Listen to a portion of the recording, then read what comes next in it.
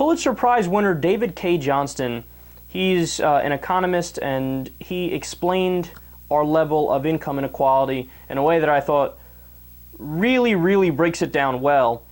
Quote, incomes for the bottom 90% of Americans only grew by $59 on average between 1966 and 2011 when you adjust for inflation.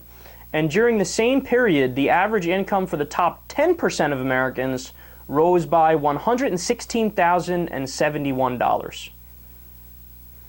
If you plot those numbers on a chart with 1 inch for the $59 number, and the top 10% line would extend out 163 feet. So we move forward an inch, that's the $59, they move forward 163 feet. Now understand, this is all in the context of what capitalism is supposed to be. A rising tide is supposed to lift all boats, right?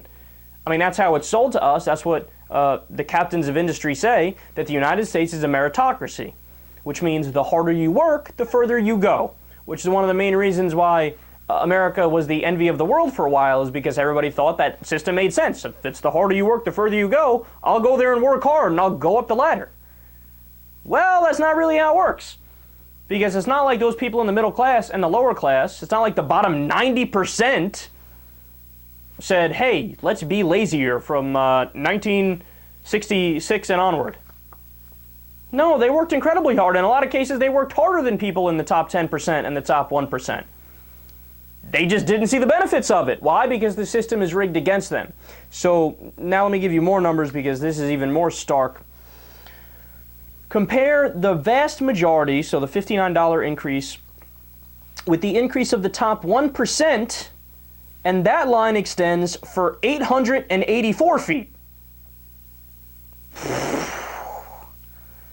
That is, I don't even know the right adjective to describe that. Bullshit comes to mind. That's bullshit.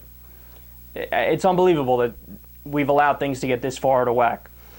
So you think that's bad? How about the top 1% of the top 1%, whose 2011 average income was $23.7 million? Well, they had an increase of $18.4 million more from 1966 to 2011. So while we moved forward an inch, they moved forward a line that would be the equivalent of being 5 miles long.